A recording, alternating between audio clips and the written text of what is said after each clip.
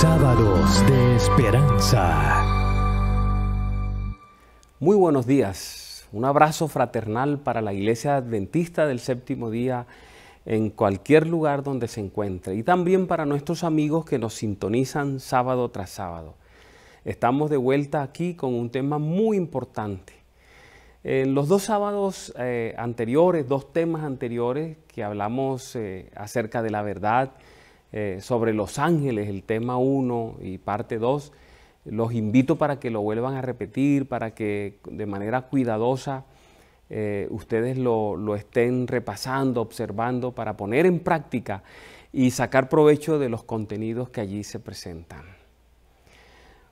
Hoy vamos a presentar un tema muy importante, vamos a hablar acerca de la tentación.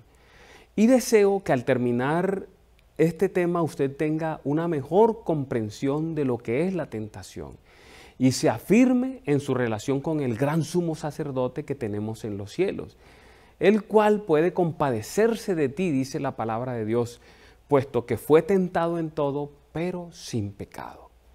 Iniciaremos definiendo los términos, el término que nos ocupa, la tentación. La manera como podríamos definir esta palabra, tentación, es diciendo que se trata del impulso que experimenta una persona a tomar la decisión de actuar separado de Dios. El término hebreo que se traduce como tentación es una palabra interesante, masá. ¿Qué significa prueba o dificultad? Lo mismo la palabra griega peirasmos tiene el mismo significado, prueba, dificultad. Estos dos términos describen generalmente cualquier situación que tenga que enfrentar una persona que implique una prueba de su carácter.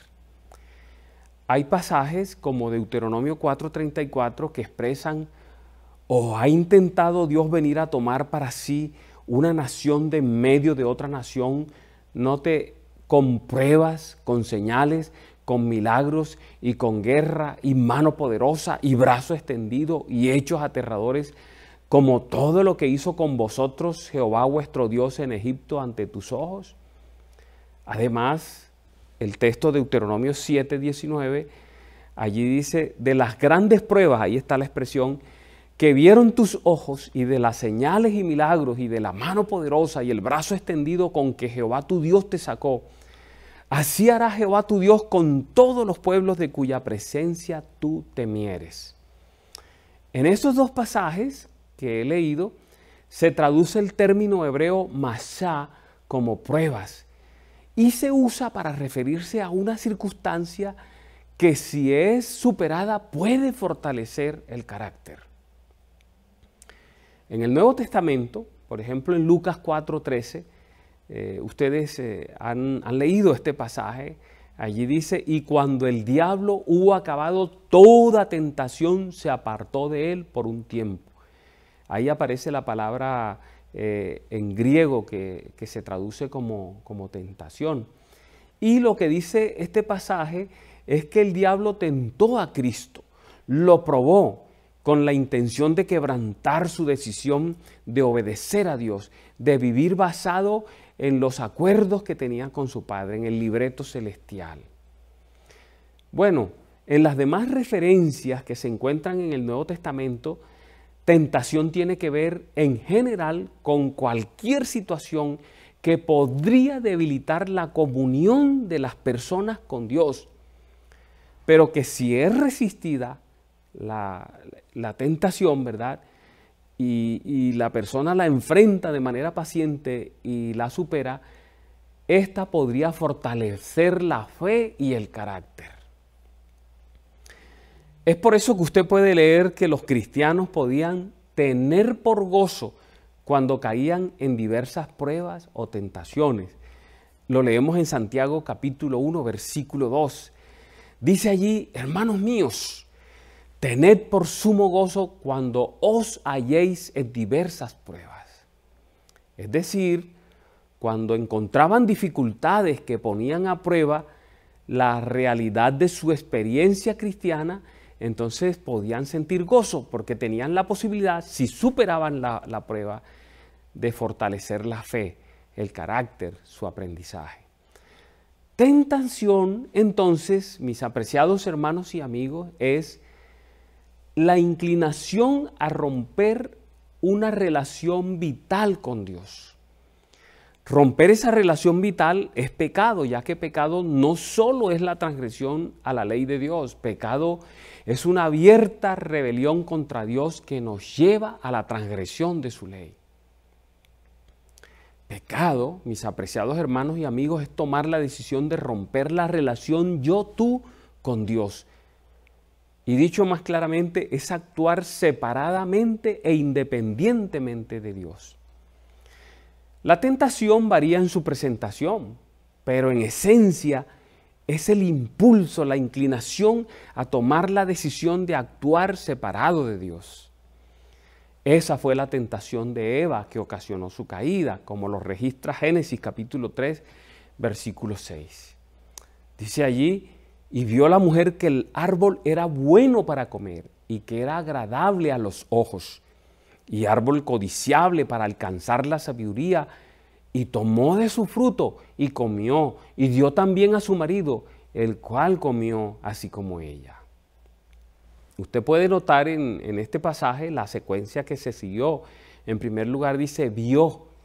Entonces imagina, elabora y cultiva pensamientos. De esa manera ya ha cometido un error, peca en intención, decide separarse de Dios.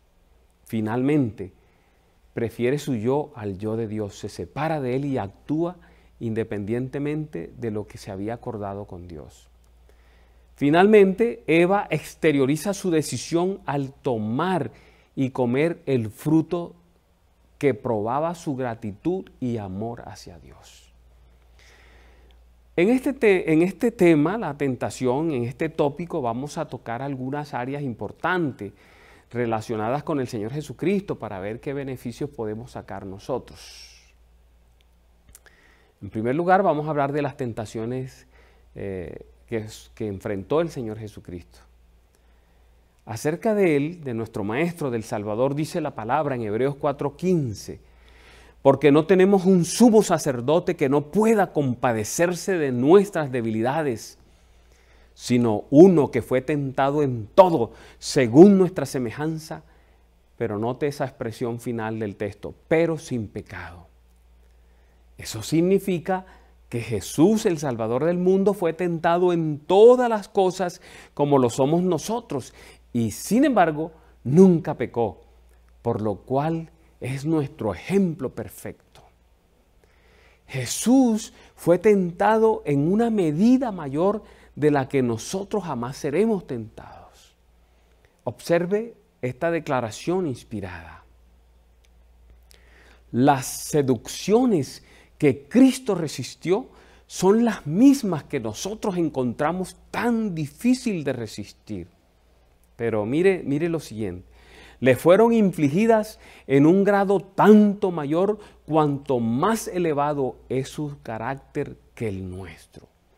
Jesús tentado igual que nosotros, pero en un mayor nivel. Imaginemos cuán fuerte fue la tentación que soportó de no usar su poder divino a fin de protegerse a sí mismo o suplir sus necesidades o defenderse cuando estaba en peligro mientras estuvo en la tierra. Piensen cuán grande debe haber sido ser tentado a bajar de la cruz cuando estaba allí colgado y era denostado por la gente que estaba alrededor. Nosotros nunca hemos sido tentados ni lo seremos de una manera tan severa como el Salvador. ¿Saben ustedes que en el capítulo La tentación del libro El deseado de toda la gente de Elena White, profeta de Dios, se describe la mayor tentación sufrida por Jesús? Allí muestra cómo fue atacado en el momento de mayor debilidad física y emocional.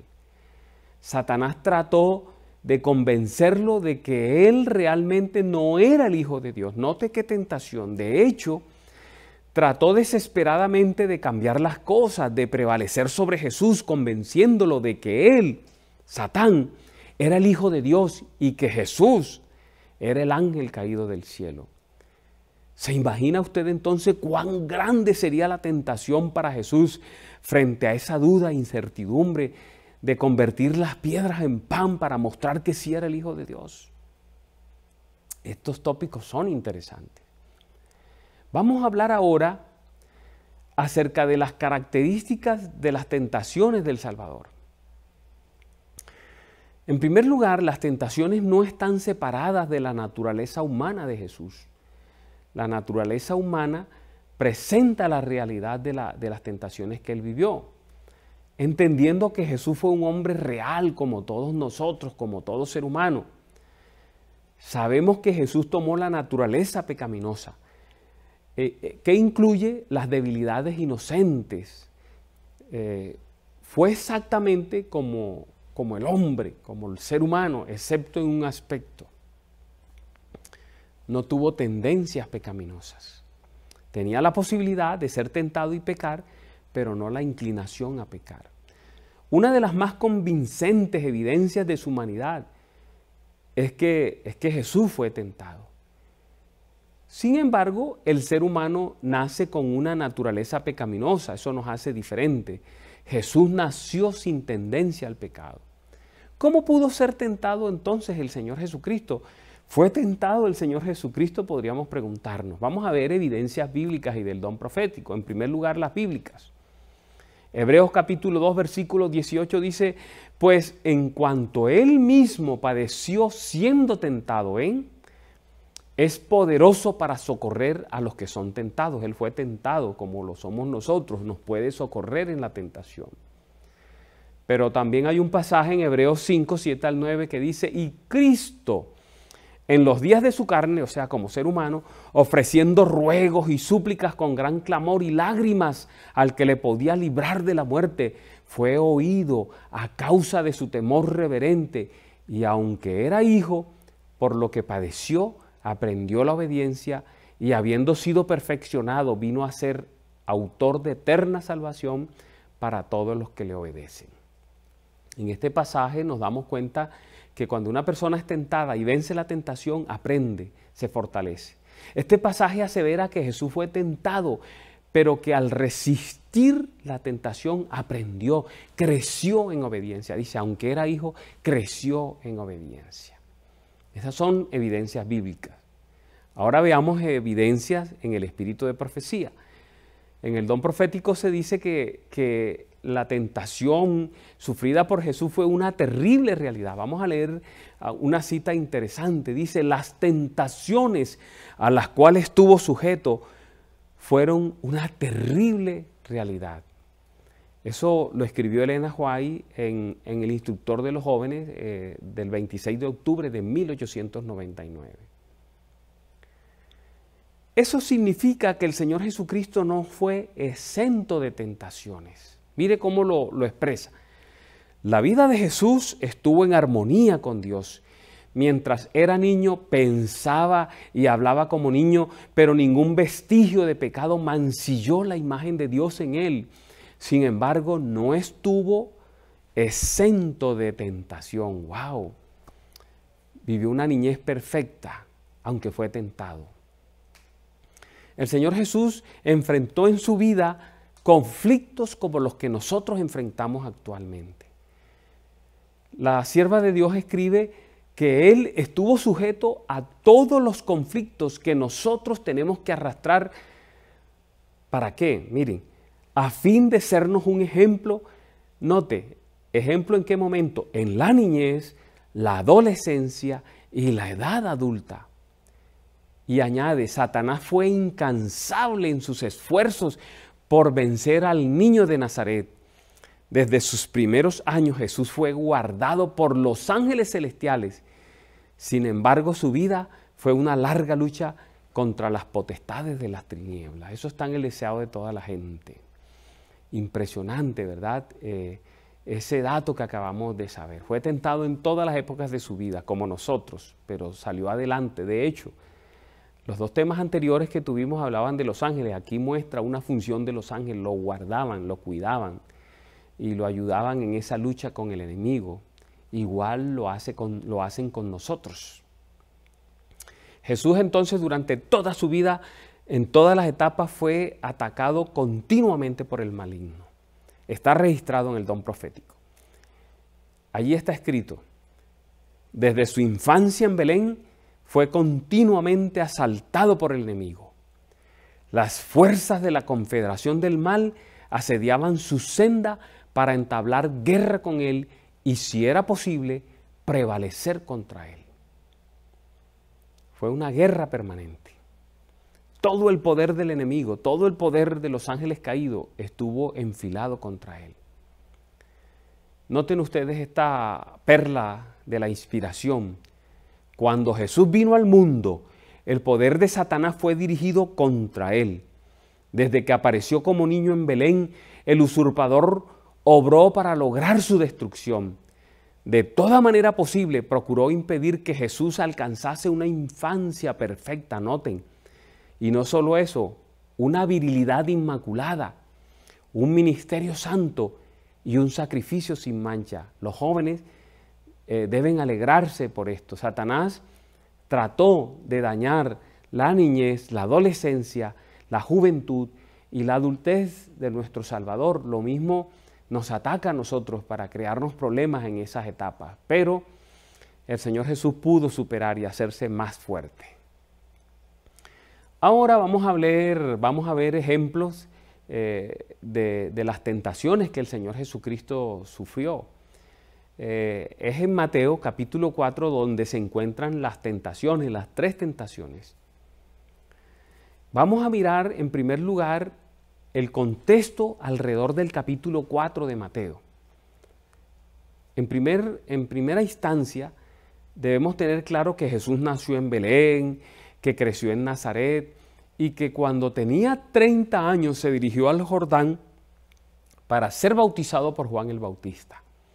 Tenía una preocupación básica. Él se hacía la pregunta: ¿tengo yo las calificaciones para el ministerio que me ha sido encargado?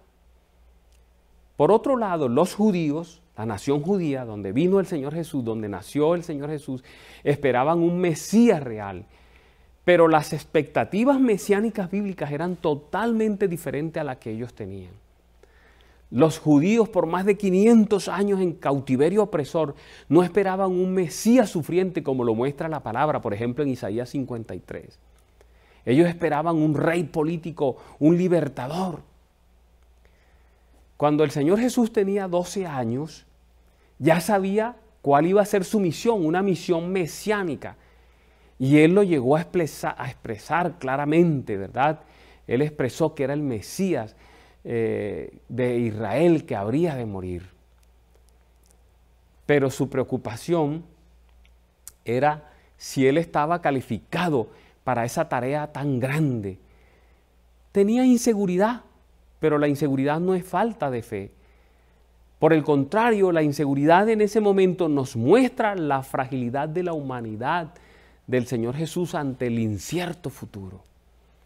Por eso fue bautizado por Juan y cuando salió del bautismo se escuchó al Padre decir, y Jesús escuchó eso, lo que está escrito en Mateo 3:17.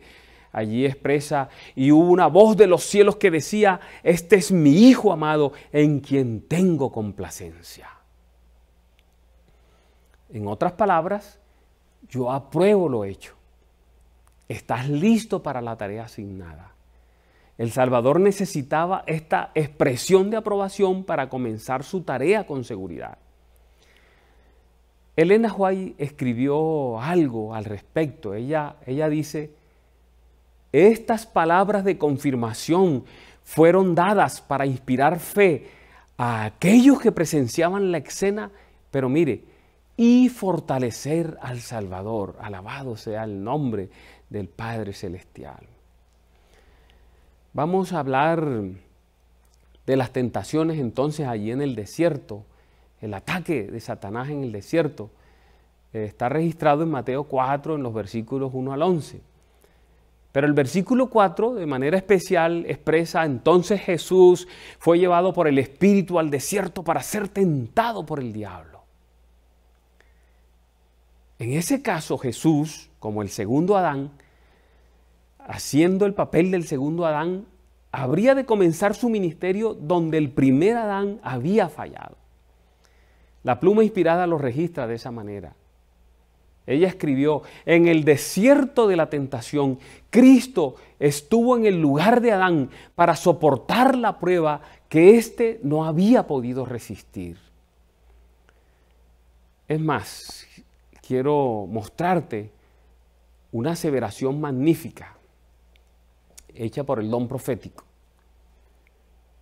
Ella expresa: Cristo pasa de la escena de gloria del bautismo a una de las más grandes tentaciones.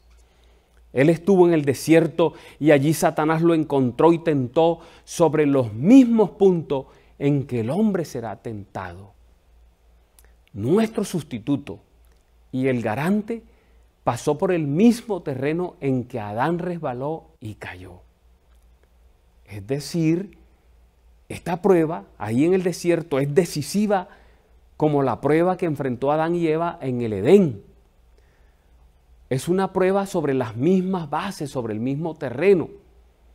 El segundo Adán, Cristo, estaba sobre el mismo terreno del primer Adán y debía vencer en su mismo campo donde él cayó, en el apetito.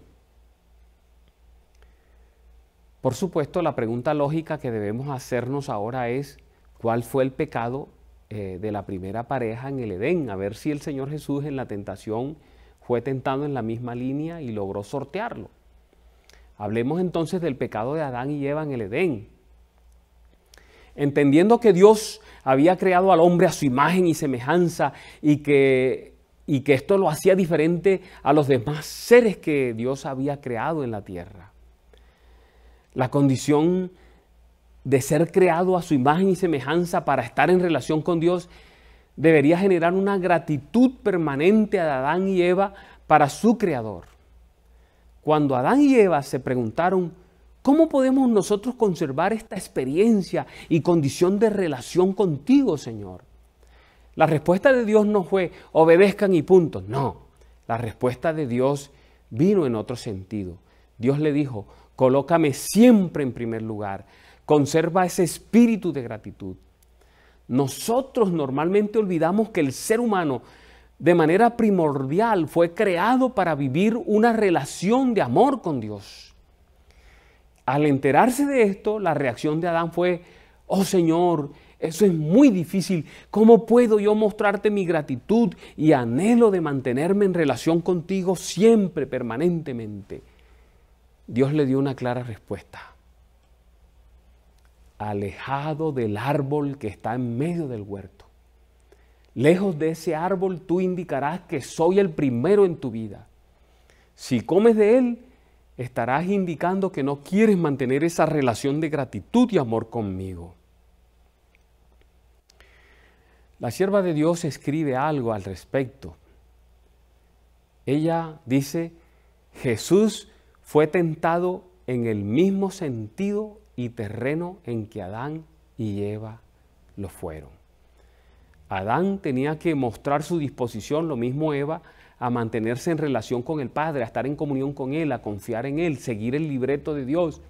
Y el Señor Jesucristo también, mientras estuvo en la tierra, tenía que mantener esa comunión con el Padre, esa dependencia del Padre para toda su vida. Vamos a revisar entonces las tentaciones del desierto. Revisemos esas tentaciones. Vamos con la primera tentación, que está registrada en Mateo 4, 2 al 4. Allí dice: y después de haber ayunado 40 días y 40 noches, tuvo hambre. Acuérdense, la caída de Adán y Eva tuvo que ver con el apetito. Ahora Jesús tiene hambre porque ha ayunado. Y vino a él el tentador y le dijo: si eres hijo de Dios, di que estas piedras se conviertan en pan. Él respondió y dijo: escrito está, no solo de pan vivirá el hombre, sino de toda palabra que sale de la boca de Dios. La tentación aquí fue: usa tu poder para suplir una necesidad propia. Salte del libreto celestial, actúa independientemente del Padre. Y la respuesta de Jesús fue: nunca. Le dijo: no solo de pan vivirá el hombre, sino de toda palabra que sale de la boca de Dios. Jesús no quiso romper su relación de amor con el Padre y actuar independientemente de su voluntad. Jesús decidió seguir operando de acuerdo a lo decidido en el Consejo de Paz Celestial, actuar solo como hombre en dependencia de Dios su Padre. Esa fue la primera tentación. Ahora vamos a mirar la segunda tentación, que se encuentra registrada en Mateo 4, 5 al 7. Y dice allí: entonces el diablo le llevó a la santa ciudad y le puso sobre el pináculo del templo y le dijo: si eres hijo de Dios, échate abajo, porque está escrito: a sus ángeles mandará cerca de ti y en sus manos te sostendrán para que no tropieces con tu pie en piedra. Jesús le dijo: escrito está también, no tentarás al Señor tu Dios. Yo quiero que ustedes noten algo interesante en esta tentación. Satanás le está siguiendo el hilo a Jesús. En la primera, Jesús se muestra dispuesto a mantenerse en el libreto de Dios, en la relación con Dios, a no romper la relación con su Padre. Entonces ahora Satanás le toma el hilo y le dice: o sea que tú pones a Dios en el primer lugar siempre. Bueno, si esa es tu intención, entonces demuéstralo arrojándote desde aquí y seguro Él vendrá a salvarte, porque Él cuida a los que lo ponen en primer lugar. ¡Wow! De hecho, Satanás usa la escritura, ¿se dan cuenta? Escrito está, mandará a los ángeles. Es como si el Señor Jesucristo fuese confrontado con la respuesta que dio en la primera tentación. Es como si nosotros, los creyentes, los hijos de Dios en este tiempo, somos confrontados con nuestra decisión de obedecer la palabra de Dios. A veces algunos tuercen algunos pasajes bíblicos y toman decisiones que los llevan a separarse de Dios. Por ejemplo, está escrito, ¿verdad? Escrito está: no juntéis en yugo desigual con los infieles. Pero también está escrito que nosotros tenemos que ir y buscar al que está perdido y traerlo para que le entregue su vida al Señor Jesús, para que se bautice, para que sea enseñado en la iglesia. Y podríamos confrontar esos dos pasajes, pero cada uno va por su lado. Tenemos que hacer la tarea que nos fue encomendada. Pero tenemos que mantenernos fieles en nuestra relación con Dios y no juntarnos en yugo desigual con los infieles. Los judíos esperaban un Mesías que fuese poderoso para librarlos, y ese era el momento para demostrar ese poder, ¿verdad? Lanzándose al aire para mostrar su confianza en el Padre. Pero Jesús se aferra al libreto celestial: no tentarás al Señor tu Dios. Quiso decir con esto: no forzaré a mi Padre a actuar en mi favor, yo solo recibo sus órdenes, de nadie más. ¡Wow! A veces nosotros forzamos a Dios con nuestras temeridades, nos metemos en negocio con gente que no nos debemos meter, nos enlazamos en relaciones sentimentales con personas con las que no deberíamos hacer lazos, tomamos caminos que no debemos tomar y ponemos a Dios en aprieto. Entramos a sitios donde no debemos entrar, vamos a lugares a donde no debemos ir, participamos de cosas que no tenemos que participar y ponemos a los ángeles en apuro y forzamos a Dios: si me amas, tú verás. Yo estoy aquí, tú verás, si me dejas que me maten aquí, si me dejas que me cuelguen, si me dejas que perezca. Es forzar a Dios. Vamos a la tercera tentación. Está en Mateo 4, versículos 8 al 10. Y dice allí: otra vez le llevó el diablo a un monte muy alto. Note, el primero pan, ¿verdad? Para satisfacer el apetito. Luego lo lleva al templo y ahora lo lleva a un lugar muy alto. Ataca el apetito, ataca la espiritualidad, la relación de Jesús con el Padre, pero mire ahora lo que va a hacer. Va directo al corazón de su misión, de lo que él tiene que hacer, de la tarea que tiene que realizar. Y dice que lo lleva a un lugar alto y le mostró todos los reinos del mundo y la gloria de esos reinos y le dijo: todo esto te daré si postrado me adorares. Entonces Jesús le dijo, lárgate, muévete, piérdete, pinta un bosque y desaparécete en él, ¿verdad? Vete, Satanás, porque escrito está, al Señor tu Dios adorarás y a Él solo servirás. ¿Qué pudiera los jóvenes en este tiempo, los miembros de iglesia, nosotros, los líderes, ¿verdad?, tener esa capacidad para espantar al enemigo, para sacudirlo, para ordenarle, desaparécete de mi vida, quítate de la vida de mis hijos, de mi hogar, quítate de mi iglesia, apártate. Nuestra adoración es solo para Dios, para nadie más. Aquí Satanás entonces se mete en ese campo, en el campo de la adoración. En la primera tentación se mete en el terreno de lo material, del diario vivir, en la forma como el ser humano vive el día a día, supliendo las necesidades primarias, cómo consigue su sustento. Ahí sigue tentando Satanás a los miembros de la iglesia. En la segunda tentación se mete en el aspecto espiritual de la persona, tratando de llevarlo a la presunción. Dios me protege, yo obedezco, yo devuelvo mis diezmos, yo voy a la iglesia, Él verá. Cierto, tú eres un cristiano poderoso y entonces nada te toca porque Dios te tiene que cuidar, porque tú devuelves los diezmos, porque tú no fallas a los cultos y te metes en lugares donde no debes meterte. Y haces cosas que no debes hacer y te expones a circunstancias que no te debes exponer y eso es presunción. En esta tentación Satanás invita a Jesús a cumplir su misión, pero usando un camino más fácil, ¿ven? No le está diciendo, viniste a recuperar el mundo, ¿cierto? Que perdió Adán y Eva en el Edén, pero tienes que morir, tienes que sufrir. No necesitas sufrir, no tienes que morir, no necesitas la corona de espinas, no necesitas los clavos. Usa un camino más fácil. Le está diciendo, recorta del libreto celestial la muerte, porque no necesitas morir, no necesitas sufrir. Solo adórame con una sola rodilla, no tienes que inclinar las dos y todos los reinos serán tuyos. Viniste a recuperar el mundo y yo te ofrezco a hacerlo sin la muerte, te devuelvo todo. Solo, mira, una sola rodilla te inclinas y listo. Pero Jesús le aclara que hay un plan trazado en el cielo, el cual incluye la muerte y Él no está dispuesto a moverse por otro camino. Jesús decide sufrir siendo tentado para servir solo a Dios y adorarlo a Él. Cristo recibe solo las órdenes de su Padre y las obedece. La tentación, entonces, mis apreciados, tiene que ver con un asunto de autoridad. ¿A quién reconoces como tal en tu vida? ¿A Dios o a Satanás? La mayor, la más urgente de las necesidades que el cielo tiene, que Dios tiene, es que su iglesia en esta tierra le dé a Él el primer lugar y se mantenga en una relación con Él permanente, constante, que no sea rota por nada, ni por el dolor, ni por el sufrimiento, ni por la angustia, ni por la persecución, ni por la pérdida. Firmes en Cristo, venga lo que quiera venir.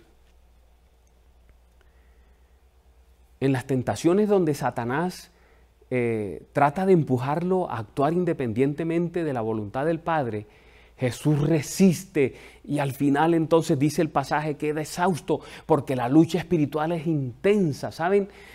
Hablé en los dos temas anteriores sobre los ángeles, cómo están organizados los ángeles de Dios, los demonios, cómo están organizados, cómo tratan de afectar territorios extensos de manera geográfica, la vida de las personas, la mente, la iglesia, ¿verdad?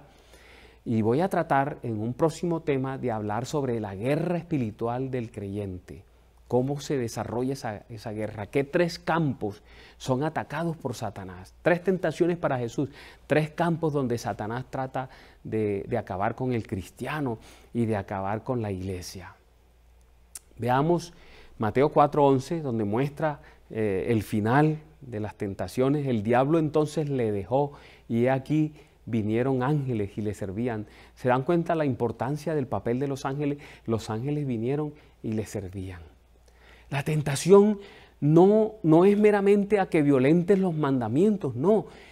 Es también un impulso, empujarte a romper una relación con Dios, salirte del alcance de las manos de tu Creador, ponerte en un lugar equivocado, entrar a un sitio errado, entrar en una relación equivocada que opaca tu relación con Dios, hacer que le des el primer lugar en tu vida a otras cosas diferentes que a tu Dios, que a su iglesia, que a la palabra, que a la oración.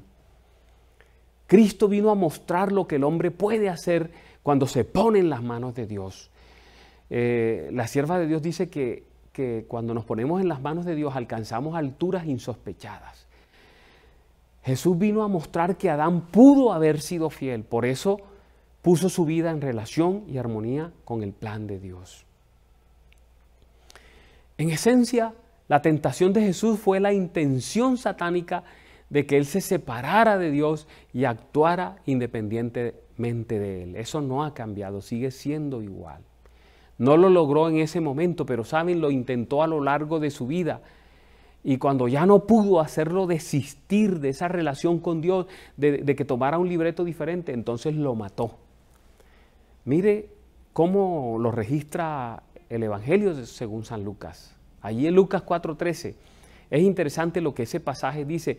Y cuando el diablo hubo acabado toda tentación, se apartó de él. Pero mire cómo termina el pasaje, por un tiempo. O sea, lo dejó en el momento, pero siguió viniendo una y otra vez, porque Satanás es así. Fue con Jesús y es con la iglesia y es con cada uno de nosotros. La pluma inspirada también menciona este incidente. Ella escribió: la vida de Cristo fue una guerra permanente contra las agencias satánicas. Satanás asalta a Cristo a través de toda forma concebible de tentación. O sea, durante toda su vida lo atacó una tentación y otra. Para que ustedes vean que esa aseveración es cierta e inspirada, vamos a ver algunas de esas otras formas de tentación. Siempre hablamos la tentación de Jesús, las 3 de Mateo 4. Pero hay otras más que aparecen durante todo el ministerio de Jesús, otras tentaciones de Cristo. Vamos a mencionar en primer lugar el caso de Pedro, que está registrado en Mateo 16, 21 al 23. Leo el versículo 21, allí dice: desde entonces comenzó Jesús a declarar a sus discípulos que le era necesario ir a Jerusalén y padecer mucho de los ancianos, de los principales sacerdotes y de los escribas, y ser muerto y resucitar al tercer día. Pero el versículo 22 dice: entonces Pedro, tomándolo aparte, comenzó a reconvenirle, diciendo: Señor, ten compasión de ti, en ninguna manera esto te acontezca. Pero él, volviéndose, dijo a Pedro: quítate de delante de mí, Satanás, me eres tropiezo, porque no pones la mira en las cosas de Dios, sino en las cosas de los hombres. Tenaz. Saben que este incidente ocurrió unos 6 a 10 meses antes de la muerte de Jesús. El Salvador fue tentado a través de Pedro a convertirse en el Mesías reinante, pero sin ser Mesías sufriente. Pedro no entendía la misión del Mesías, como no lo entendían tampoco el resto de los discípulos, los líderes y el pueblo. Pedro inconscientemente se constituyó en un agente satánico, tentando a Jesús el Mesías a actuar en forma independiente de su Padre y ser el Mesías no sufriente. Elena G. de White comenta este incidente. Ella expresa: Satanás estaba tratando de desalentar a Jesús y apartarle de su misión, y Pedro, en su amor ciego, estaba dando voz a la tentación. El príncipe del mal era el autor del pensamiento. ¡Qué tenaz! Su instigación estaba detrás de aquella súplica impulsiva. En el desierto, Satanás había ofrecido a Cristo el dominio del mundo a condición de que abandonase la senda de la humillación y del sacrificio. Ahora estaba presentando la misma tentación al discípulo de Cristo. ¡Wow! ¿Entienden ustedes? Es la misma tentación del desierto, ahora presentada a través de otro medio, de otra persona, de otra forma, y usando gente querida. Así pasa hoy en día en nuestro medio, en nuestra vida diaria, utilizando personas cercanas a nosotros. Satanás nos presenta circunstancias que nos van a llevar lejos de Dios, ¿verdad? Ok, otro caso. Vamos a ver el caso de los griegos. Este incidente ocurrió 72 horas antes de la muerte del Señor Jesús. El día martes de la semana de pasión ocurrió. Está en Juan 12, 20 al 22. Y allí dice: había ciertos griegos entre los que habían subido a adorar en la fiesta. Estos, después se acercaron a Felipe, que era de Betsaida de Galilea, y le rogaron diciendo: Señor, quisiéramos ver a Jesús. Felipe fue y se lo dijo a Andrés. Entonces Andrés y Felipe fueron y se lo dijeron a Jesús. Vamos a mirar el contexto alrededor de este asunto. Miren, el domingo el Señor Jesús había entrado triunfante a Jerusalén. Por motivo de la Pascua había multitudes en Jerusalén, generalmente 20 a 40 veces más de la población habitual. Y entre toda esa gente, entre los visitantes, había ciertos griegos que deseaban ver a Jesús. Entonces Andrés y Felipe, ojo, Andrés y Felipe son nombres griegos, se lo dijeron a Jesús y quizá por eso los griegos se acercaron a ellos. El Señor Jesús reacciona ante este incidente de una manera extraña. Las palabras están en Juan 12, 23 al 24. Mire, cuando Andrés y Felipe van y le dicen: hay unos griegos que quieren verte, Jesús les responde lo siguiente: ha llegado la hora para que el Hijo del Hombre sea glorificado. De cierto os digo, que si el grano de trigo no cae en la tierra y muere, queda solo, pero si muere, lleva mucho fruto. Note que tiene que ver con su muerte, con el sacrificio. ¿Se acuerdan? Es la misma tentación del desierto luego de Pedro, ser el Mesías triunfante, pero sin morir en la cruz. A primera vista parece extraña la reacción de Jesús. Sin embargo, Jesús advierte de lo que realmente se trata, lo que está sucediendo. Jesús está siendo tentado a postergar su muerte y Él lo deja ver en sus palabras. Está siendo tentado a no morir en la cruz en ese momento, sino dejar la cruz, postergarla e irse para Grecia y hablarle a los griegos, salvar a los griegos y no morir. Y saben, era un buen pensamiento, era un buen razonamiento. Ustedes saben la importancia de los griegos en la historia del mundo. Ustedes saben los alcances del mundo griego a través de la filosofía. Así que sería un camino más fácil ir donde los griegos, alcanzarlos, ganarlos para sí, haciendo milagros, haciendo maravillas allí dentro, y entonces luego dejar que los griegos de manera rápida y efectiva difundieran el mensaje de salvación por el mundo entero sin tener él que pasar por la muerte. Era una salida loable y buena. Por eso, en ese instante, Jesús se ve envuelto en una angustia y turbación especial, pero finalmente decide morir y por eso dice: para esto he llegado a esta hora. Juan 12, 27 al 28, allí vemos la crisis que él vive por un momento. Dice en el versículo 27 de Juan 12, ahora está turbada mi alma. ¿Por qué está turbada? Porque está midiendo. ¿Qué tal si dejamos la cruz para después?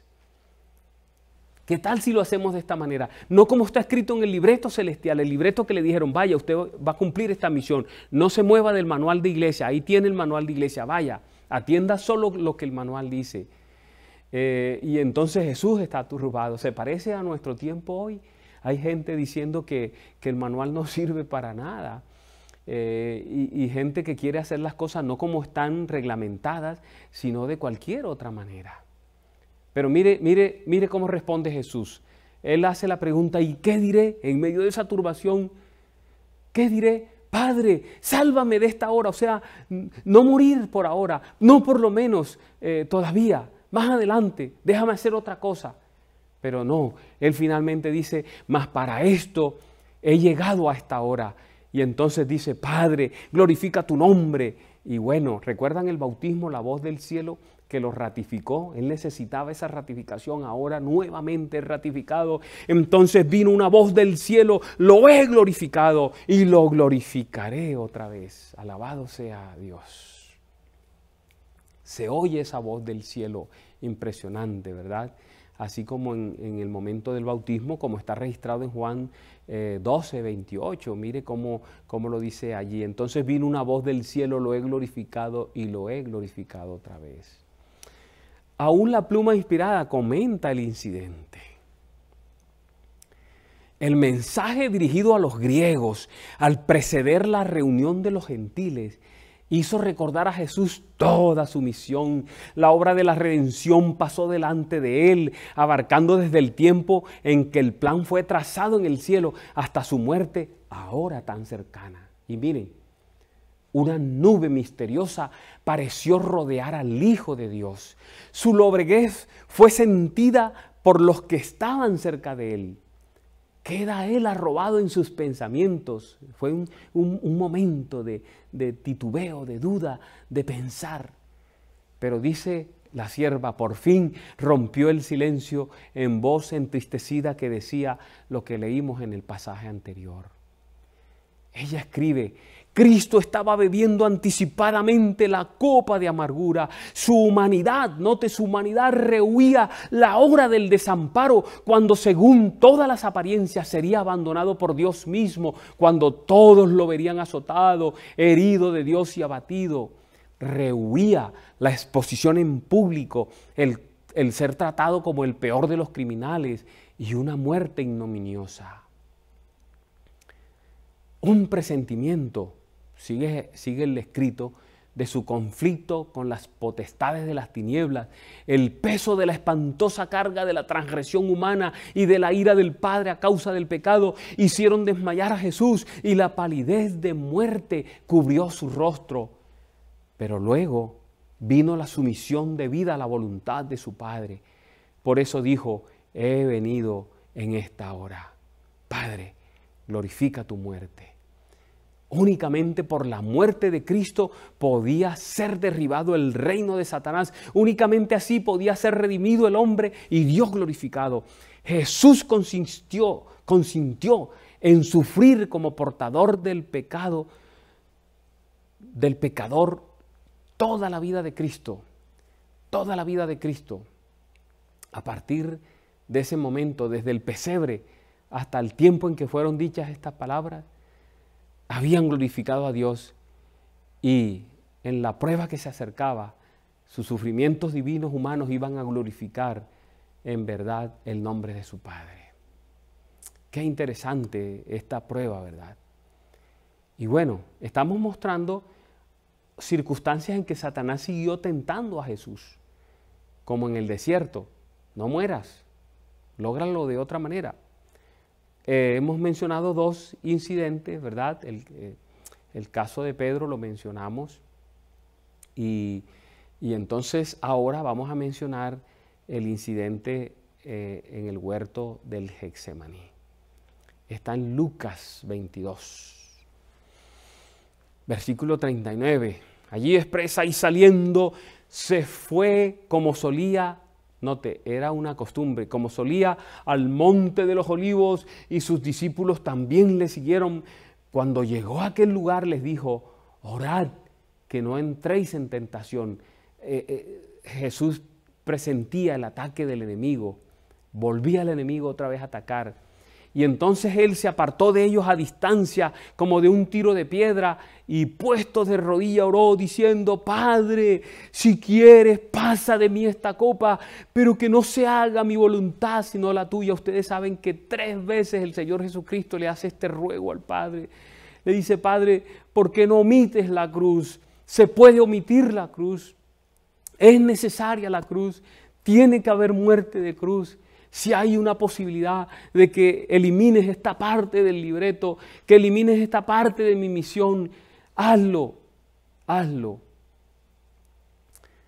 ¿Saben? Esta prueba enfrentada en el Getsemaní fue la prueba más severa. La intención de Jesús era olvidarse de todo, irse al cielo. Es allí en el Getsemaní donde Jesús, el Cristo, murió realmente, porque allí decidió tomar la copa.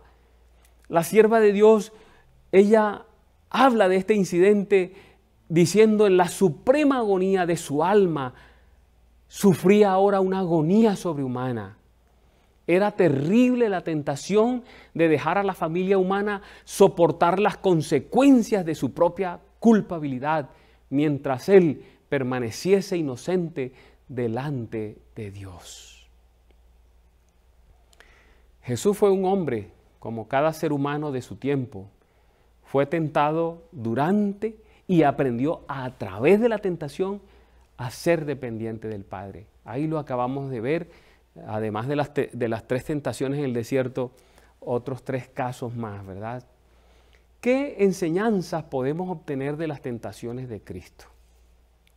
Hay algunas cosas que podemos aprender de esas tentaciones. Podemos decir que el Señor Jesucristo fue tentado en todo según la semejanza nuestra. Hebreos 4:15 lo dice, porque no tenemos un sumo sacerdote, el que está ahí, el sacerdote, el que está en el santuario celestial, en el lugar santísimo, el que está organizando quienes formarán parte del pueblo redimido. Dice la palabra de Dios, porque no tenemos un sumo sacerdote que no pueda compadecerse de nuestras debilidades, sino uno que fue tentado en todo según nuestra semejanza, pero qué glorioso, sin pecado. Aquí podemos hacer una observación lógica y es, ¿cómo pudo ser tentado en todo si no tenía propensiones, si no tenía tendencias al mal como la tenemos nosotros? Es verdad, amigos y hermanos, que la concupiscencia de la carne llevan al pecado. Eso está escrito en la palabra de Dios. Ahí en Santiago 1, 13 al 15, ustedes ven el pasaje, ahí lo dice. Allí expresa, cuando alguno es tentado, no diga que es tentado de parte de Dios, porque Dios no puede ser tentado por el mal, ni Él tienta a nadie, sino que cada uno es tentado cuando de su propia concupiscencia es atraído, es seducido. Entonces, la concupiscencia, después que ha concebido, da a luz el pecado, y el pecado, siendo consumado, le da luz a la muerte.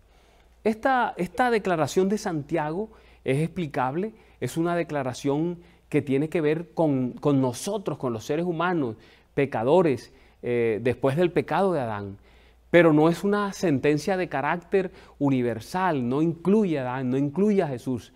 La tentación y el pecado de Adán no se originaron en concupiscencia interior porque no la tenían, porque no tenían esa propensión, tenían la posibilidad de ser tentados y de caer, de fallar, pero no tenían la inclinación al mal. ¿Ven? En cambio nosotros hoy tenemos la naturaleza de Adán después del pecado, ya degenerada. Y ese pasaje se refiere a nosotros. En nosotros sí hay concupiscencia. En Adán no las había, él no tuvo propensiones al mal. Por tanto, no es necesario tener tendencia al mal para ser tentados. No había tendencia al mal y Adán y Eva fueron tentados y cayeron.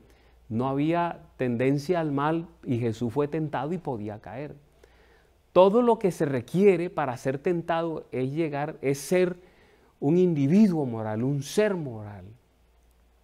Considere, por ejemplo, el caso de Lucifer. Lucifer fue creado santo, fue creado perfecto, sin propensión al pecado, sin inclinaciones, no tenía de esas tales concupiscencias, pero tenía la posibilidad de pecar como todos los seres en el universo.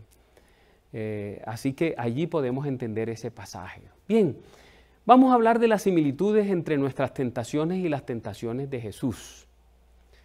En primer lugar, por haber sido verdadero y completamente hombre, como lo dice Hebreos 2, 17 al 18, allí expresa, por lo cual debía ser en todo semejante a sus hermanos, para venir a ser misericordioso y fiel sumo sacerdote en lo que a Dios se refiere, para expiar los pecados del pueblo. Pues en cuanto él mismo padeció siendo tentado, es poderoso para socorrer a los que son tentados. Hay otro pasaje de la Biblia que nos muestra que Jesús fue tentado a nuestra semejanza. Ya lo hemos leído anteriormente, Hebreos 4:15, porque no tenemos un sumo sacerdote que no pueda compadecerse de nuestras debilidades, sino uno que fue tentado en todo según nuestra semejanza, pero sin pecado. Eso significa que la naturaleza de la tentación fue la misma para Satanás, para Jesús, para Eva, para Adán, para nosotros. Es sobre las mismas bases. ¿Cuáles bases?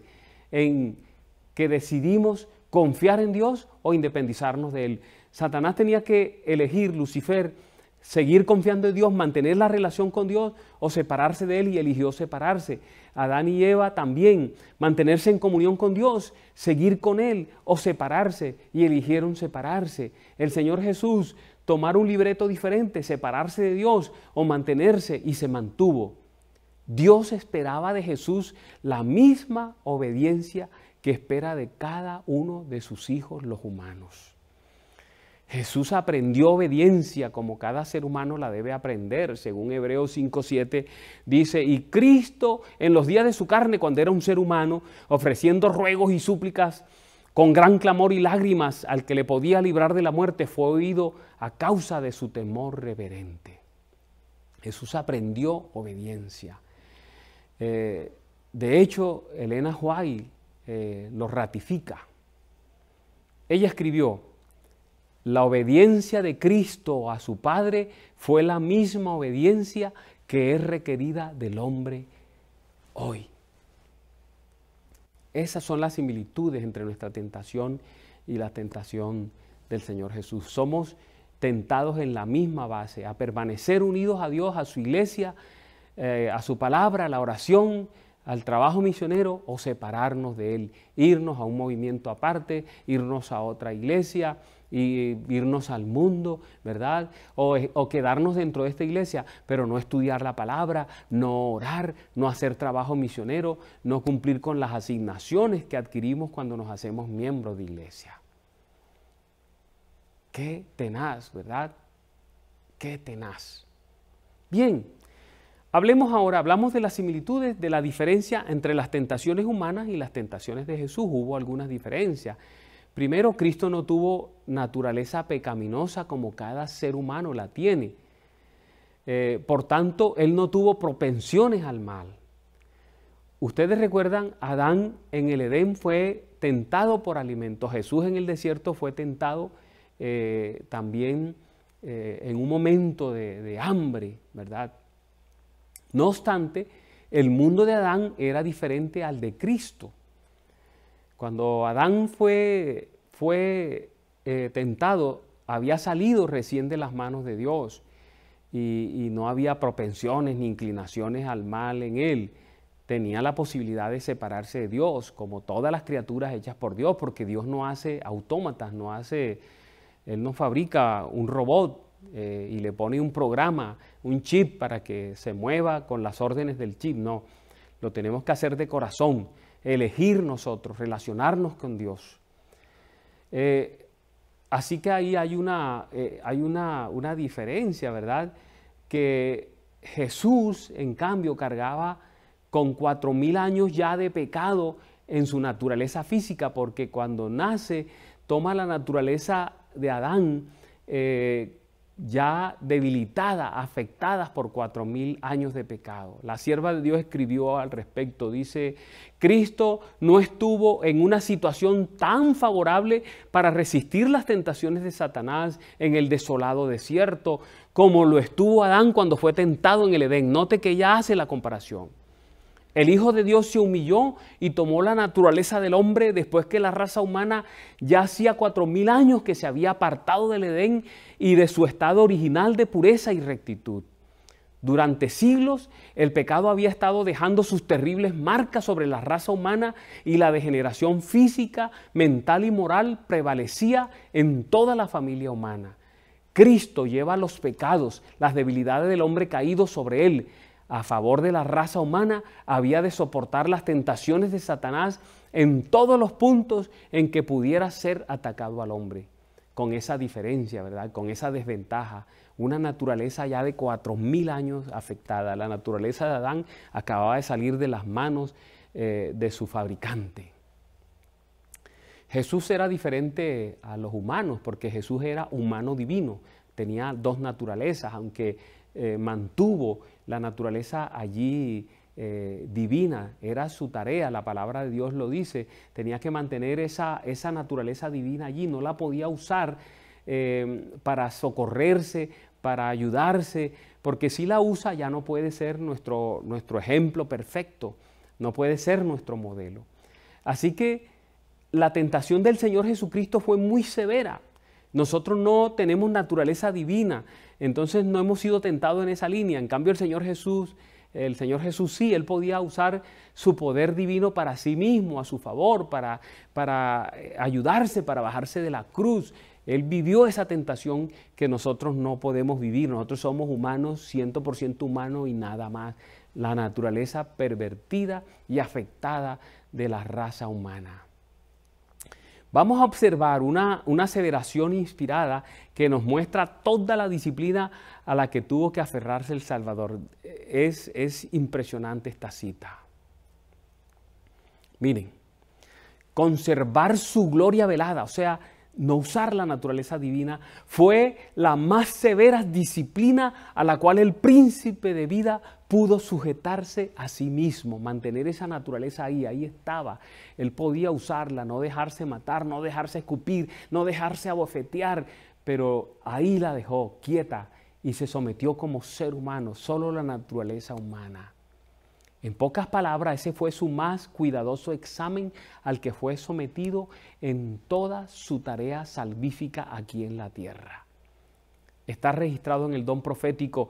Cristo fue sometido al más cuidadoso examen, requiriendo la fortaleza de todas sus facultades para resistir la inclinación de usar su poder para librarse del peligro y triunfar sobre el poder del príncipe de las tinieblas. No podía tener ventajas. Fue tentado, como ya se había visto en el caso de Pedro, de los griegos y la lucha en el Getsemaní, a no ser el Mesías sufriente, a escapar de la cruz, a no ser el Redentor, a defenderse. Finalmente, vamos a explicar esa expresión que hemos usado mucho en todo el tema, tentado en todo según nuestra semejanza, que aparece allí en Hebreos 4:15. Porque se presta para algunas interpretaciones erradas. Tentado en todo según nuestra semejanza aparece en Hebreos 4:15. Ya hemos leído ese pasaje, pero hagámoslo una vez más. Porque no tenemos un sumo sacerdote que no pueda compadecerse de nuestras debilidades, sino uno que fue tentado en todo, miren, según nuestra semejanza, pero fue sin pecado. Jesús fue tentado en todo, pero no en los detalles de cada una de las tentaciones personales que los seres humanos vivimos. Nosotros tenemos una naturaleza corrupta, corrompida. Tenemos una naturaleza afectada por todos los años que la raza humana ha vivido sobre la tierra.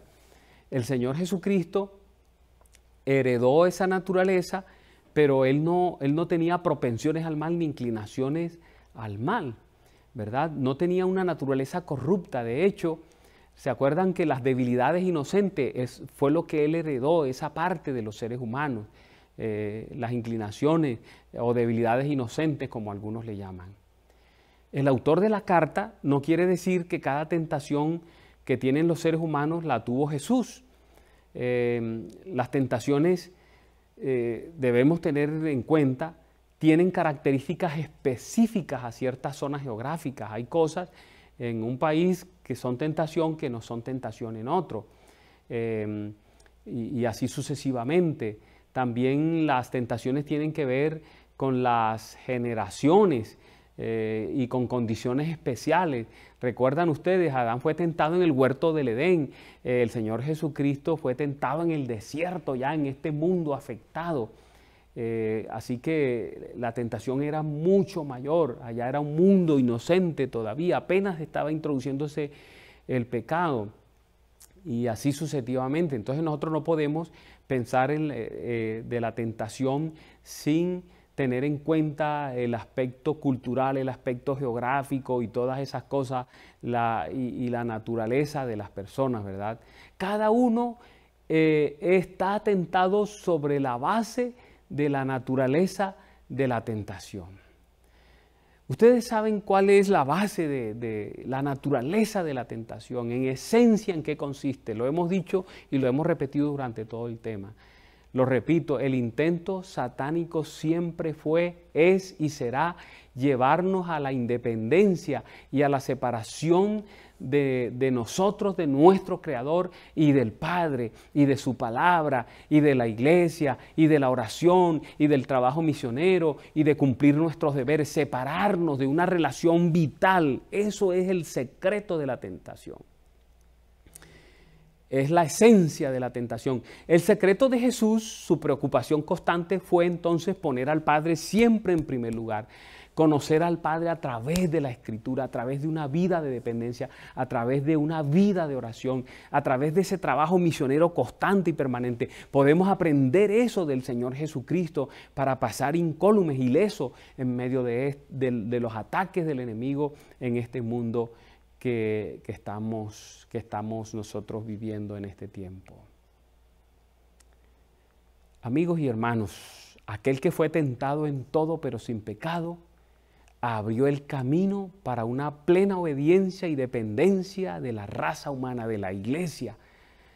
No olvides lo que dice la palabra de Dios. No os ha sobrevenido ninguna tentación que no sea humana, pero fiel es Dios, que no nos dejará ser tentados más de lo que podemos resistir, sino que dará también juntamente con la tentación la salida para que podáis soportar. Los ángeles de Dios en ese ministerio maravilloso están pendientes de los hijos de Dios, pero nosotros tenemos que mantener la comunión, la relación con Dios, una vida de oración, hermanos, dedicar más tiempo a la oración, una vida de estudio de la palabra, dedicar más tiempo al estudio de la palabra, una vida de ocupación en tareas para el Señor, haciendo trabajo misionero.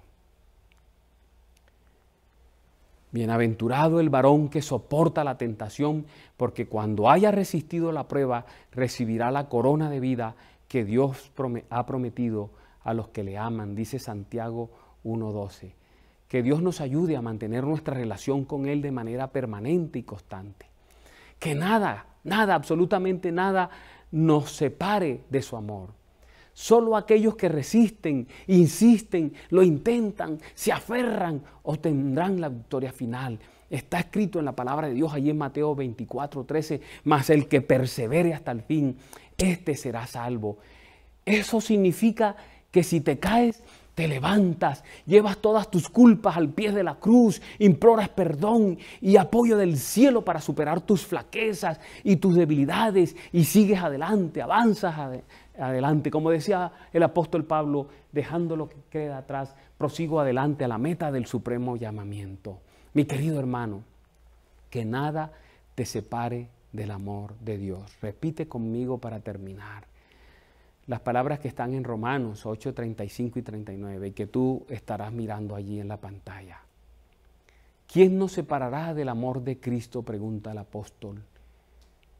¿Acaso la tribulación? Estamos viviendo tiempos difíciles. ¿O angustia? Estamos viviendo tiempos angustiosos. ¿O persecución? ¿O hambre? Estamos viviendo algunas necesidades. ¿O desnudez? ¿O peligro? ¿O espada? Y entonces dice él, como está escrito antes, en todas esas pruebas, hermanos, en todas esas tentaciones, en todas esas cosas somos más que vencedores por medio de aquel que nos amó. Por lo cual, dice él, estoy seguro de que ni la muerte, ni la vida, ni ángeles, ni principados, ni potestades, ni lo presente, ni lo futuro, ni lo alto, ni lo profundo, ni ninguna otra cosa creada nos podrá separar del amor de Dios que es en Cristo Jesús, Señor nuestro. Que Dios ampare su iglesia donde quiera se encuentre. Amén. Sábados de Esperanza.